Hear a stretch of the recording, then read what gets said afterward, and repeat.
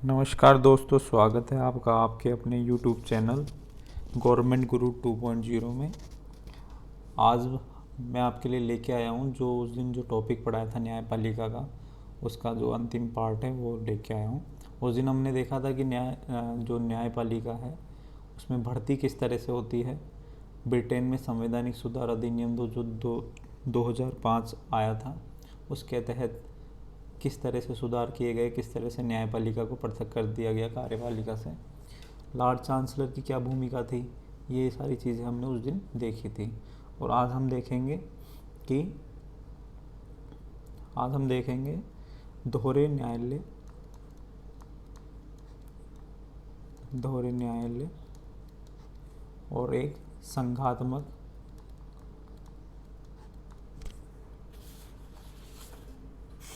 दोहरे न्यायालय और संघात्मक व्यवस्था के बारे में हम बात करेंगे। ठीक है, तो चलिए शुरू करते हैं आज का टॉपिक। मैंने उस दिन आपको बताया था, लिखाया था कि फ्रांस के अंदर जो है दोहरे न्यायालय,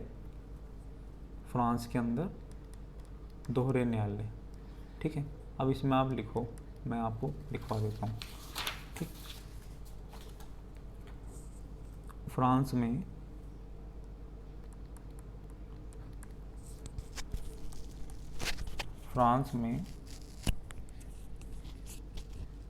न्यायपालिका की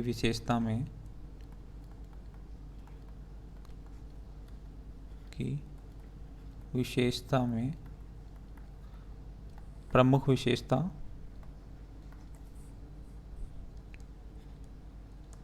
विशेषता दोहरे न्यायालय का होना है।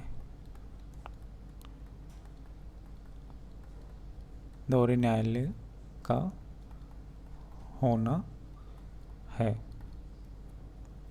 ठीक है। दोहरे न्यायालय से क्या मतलब है वो अभी मैं बताता हूँ। पहले लिखो ए बिंदु डाल के साधारण न्यायालय, पहले लिख लो, उसके बाद में समझा देता हूँ। साधारण न्यायालय में लिखो ऐसे न्यायालय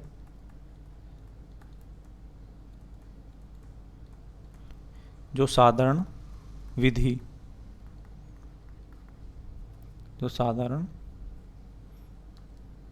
विधि से संबंधित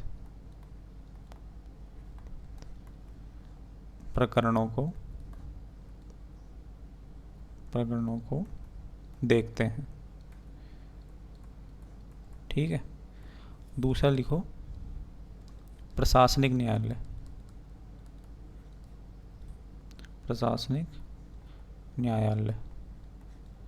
इसमें लिखो ऐसे न्यायालय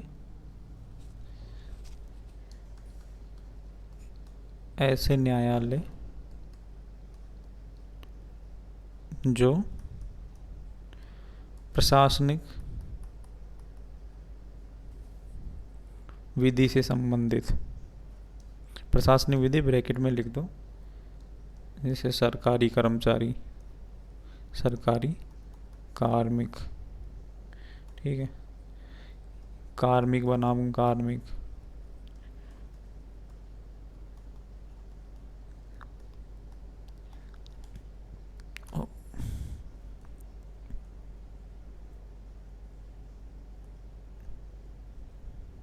एक सेकेंड, क्या हो गया।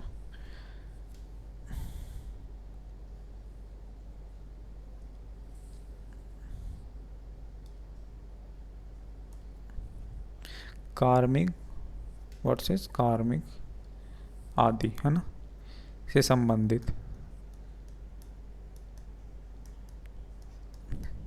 ठीक है। इसमें क्या होता है देखो, मैं समझाऊँ आपको कि जो फ्रांस में है ना दोहरे न्यायालय, यहाँ की विशेषता है।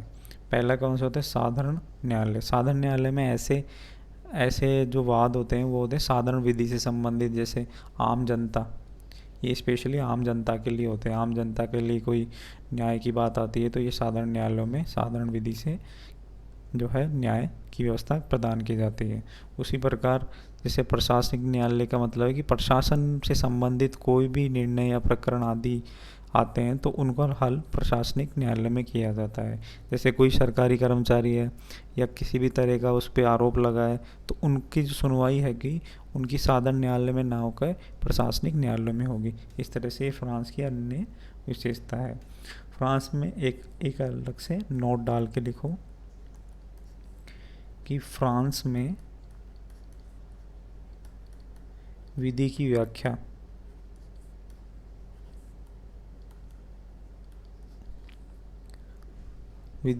अभी बताओ भारत में कौन करता है? कानून की व्याख्या करने का या संविधान का संरक्षण किसे कहा जाता है? सुप्रीम कोर्ट को कहा जाता है।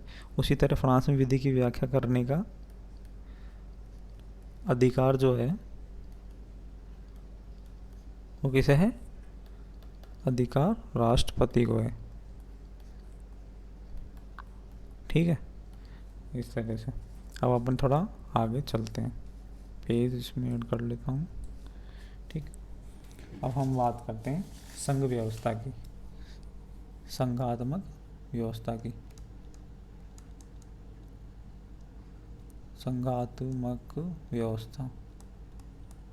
संघात्मक व्यवस्था में न्यायपालिका किस तरह से होती है? ठीक है, देखो अमेरिका सबसे बड़ा संघ है। संघात्मक व्यवस्था की हम बात करें ना, इसमें देखो जैसे मैं बना रहा हूँ ऐसा चार्ट बना लेना। राज्य प्लस केंद्र। एक काम करते हैं, इसको लिख लेते हैं एक बार, है ना, उसके बाद समझा देता हूँ मैं आपको। ठीक, एक बार उसको मिटा देते हैं, जैसा मैं लिख रहा हूँ वैसा आप लिख लो।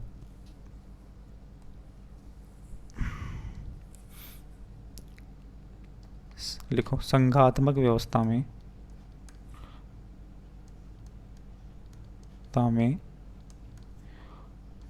केंद्र व राज्य ओब्लिक इकाइयों की अलग अलग सरकारें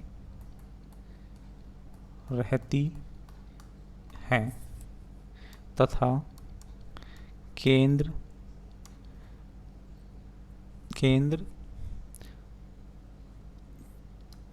केंद्रीय सूची, जैसे अपने इंडिया में संघ सूची बोलते हैं ना, उसे केंद्रीय सूची, या फिर ऐसे लिखो इसको ऑब्लिक करके, केंद्र से संबंधित विषय।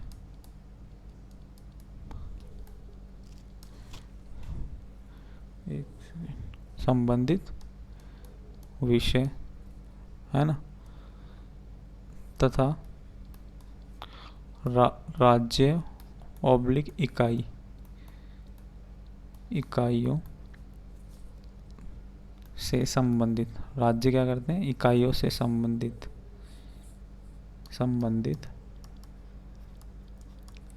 विषयों पर सुनवाई करता है, सुनवाई करने के लिए अधिकृत है। तो समझे कि संघात्मक व्यवस्था में क्या होता है कि कोई भी वाद, निर्णय या कुछ भी होता है ना, तो संघात्मक व्यवस्था में केंद्रीय विषय पे केंद्र जो है सुनवाई करता है। ठीक है, उसी तरह से राज्य में राज्य जो है सुनवाई करता है। ठीक है, ये है एक सिंपल सी भाषा। अब अपन इसको बात करते हैं न्यायपालिका के संदर्भ में। तो केंद्र में जैसे, तो केंद्र के विषयों से संबंधित होती है ना, उनके लिए जो सुनवाई का अधिकार होता है वहाँ का सुप्रीम कोर्ट या फेडरल कोर्ट। और राज्यों के लिए जो होता है ना, वहाँ पे राज्यों के लिए अलग से उनका स्टेट कोर्ट होता है। स्टेट कोर्ट बोल दो या फिर अधीनस्थ न्यायालय बोल लो।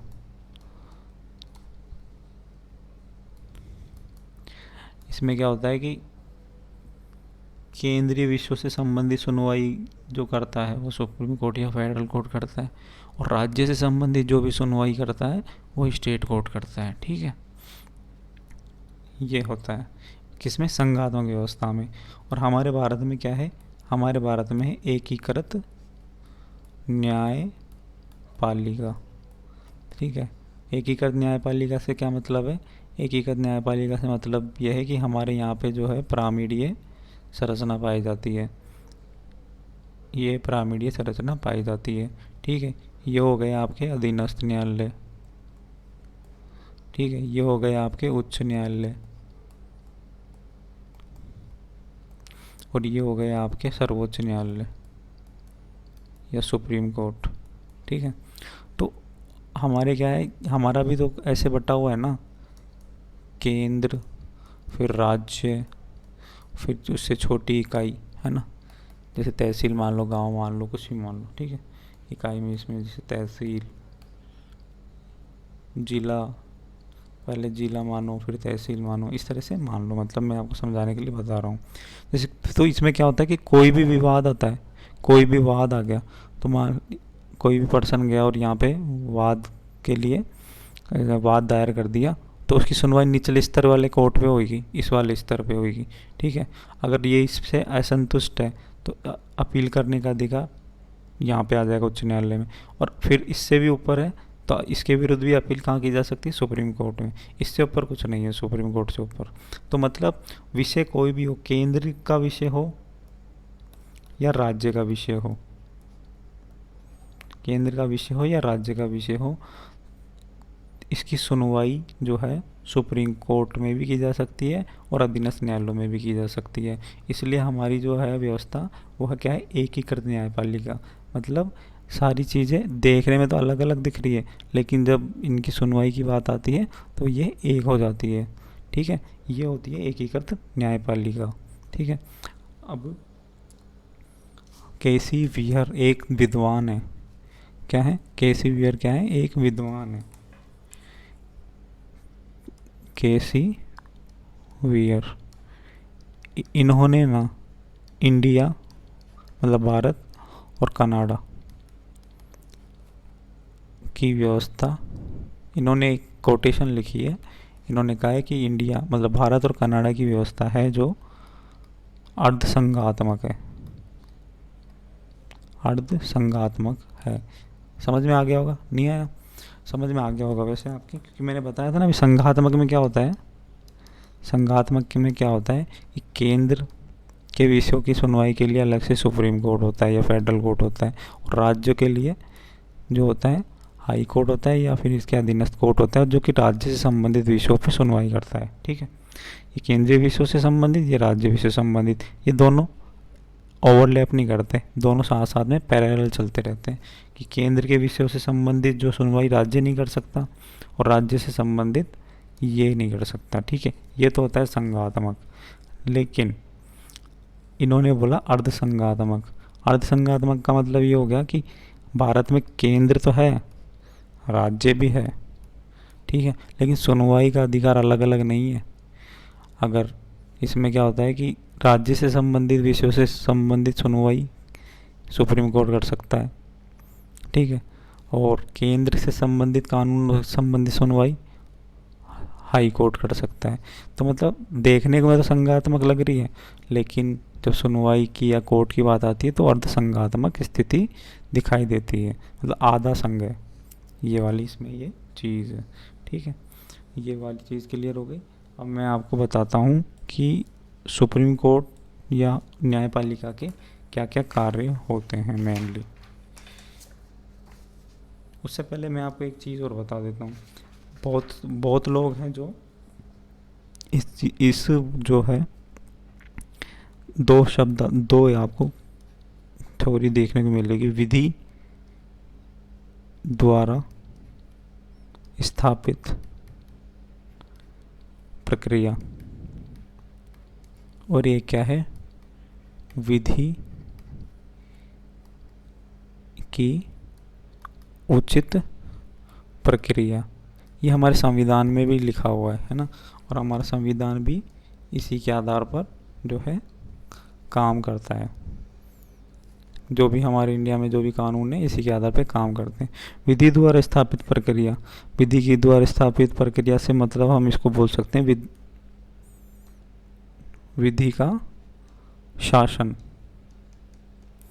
विधि का शासन, विधि का शासन से मतलब क्या है कि कोई भी व्यक्ति विधि से ऊपर नहीं होगा, चाहे वो अमीर हो, गरीब हो, राजा हो, भिखारी हो, ये समझाने के लिए आपको बता रहा हूँ, या फिर कोई सैनिक हो, राष्ट्रपति हो, XYZ कोई भी हो, सबसे सर्वोपरि कौन है? विधि का शासन। कोई भी व्यक्ति विधि से ऊपर नहीं होगा, चाहे परिस्थितियाँ कुछ भी हो, परिस्थितियाँ कुछ भी हो। जैसे इसका मैं एग्जांपल दूँ आपको कि एक व्यक्ति है, मतलब ये A व्यक्ति है और ये है B व्यक्ति। तो A व्यक्ति ने B व्यक्ति को मारा, ठीक है, जान से ख़त्म कर दिया, मर्डर कर दिया, मतलब इसका कुल मिला के। तो इसको विधि के अनुसार जो भी सज़ा होगी वो सज़ा मिलेगी, ठीक है। अब ये एक और व्यक्ति है और ये एक और व्यक्ति है। अब यहाँ पे भी A व्यक्ति, ये भी B व्यक्ति। अब B व्यक्ति इसको मार रहा था। अभी आत्मरक्षा के कारण, आत्मरक्षा की वजह से, आत्मरक्षा करने के लिए, मतलब खुद की रक्षा करने के लिए इसने इसकी हत्या कर दी, ठीक है। हालांकि मार ये रहा था इसको, लेकिन ये अपने आप को बचाव के चक्कर में, बचाव करते हुए इसको मार दिया, है ना। तो यहाँ पे सज़ा मिलेगी, कानून के अकॉर्डिंग जो भी सही होगा सज़ा मिलेगी, ठीक है ना। चाहे ये लेडीज हो, कुछ भी हो, मतलब ये कहने का मतलब है कि कानून से ऊपर कुछ भी नहीं है, परिस्थितियाँ कुछ भी हो, है ना। अब ये आती है विधि की उचित प्रक्रिया। विधि की उचित प्रक्रिया यूएसए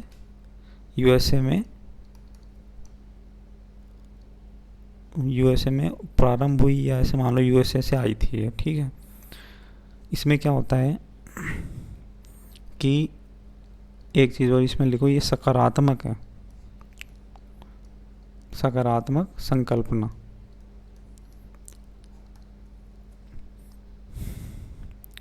इसमें क्या होता है कि परिस्थिति के अनुसार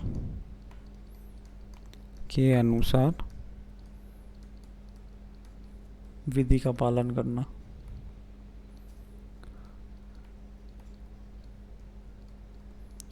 इसका मतलब ये हुआ कि जैसे मानो कोई महिला है, उसे जेल हो गई, ठीक है, और जेल हो गई, ये महिला इसे जेल हो गई, ये इसको जो है जेल हो गई, ठीक है।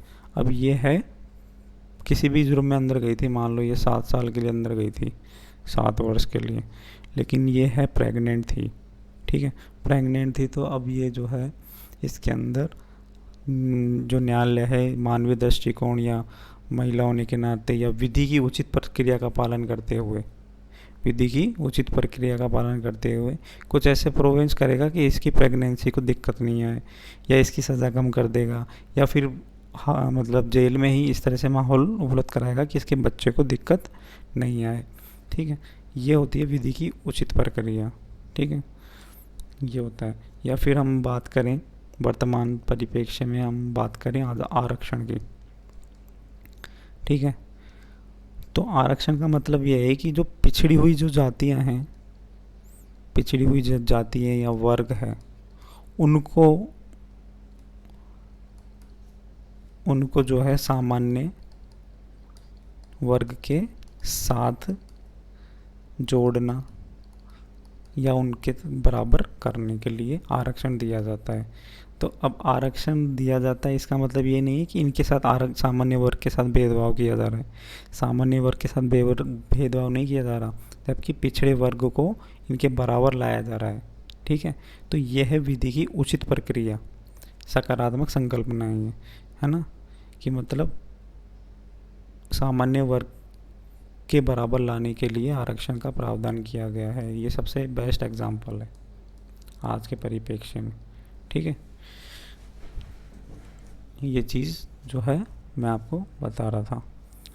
अब ये अपना न्यायपालिका वाला पार्ट पूरा हो चुका है। न्यायपालिका वाले हमारे एक इससे पहले जो वीडियो आया था उसको पहले देखो, इसके बाद इस वीडियो को देखना और दोनों के नोट्स आप पेन प्लस कॉपी लिख लेना, साथ साथ लिखते रहा करो आप लोग। बहुत ही इम्पोर्टेंट टॉपिक है, फर्स्ट ग्रेड हो या सेकंड ग्रेड हो, ठीक है। 1 से 2 क्वेश्चन आराम से मिलेंगे, एज इट इज़ मिलेंगे, ठीक है। और देखते रहिए, बने रहिए चैनल के साथ। आपके लिए मैं ऐसे ही है ना, अब नेक्स्ट जो टॉपिक लेके आऊँगा वो लेके आऊँगा मैं आपके लिए व्यवस्थापिका, या व्यवस्थापिका लेके आऊँगा, व्यवस्थापिका, या फिर मैं सोच रहा हूँ शक्ति पृथक्करण। आपको जो सही लगे एक बार कमेंट करके ज़रूर बता देना। मेरे हिसाब से शक्ति पृथक्करण लेके आता हूँ, उसके बाद व्यवस्थापिका ले आएंगे अपन, कोई दिक्कत नहीं है। मतलब कोई भी, मेरा तो कहने का मतलब ये है कि कोई भी टॉपिक लेंगे ना तो पूरा कंप्लीट ही करेंगे उसे, ठीक है। तो थैंक यू, लाइक करें, सब्सक्राइब करें चैनल को, और कमेंट करें कोई भी आपको अगर एडवाइस देना है या फिर किसी भी तरह का कोई क्वेश्चन है, कोई पूछना है, तो एक बार चैनल को लाइक करें, शेयर करें, सब्सक्राइब करें। Okay, thank you.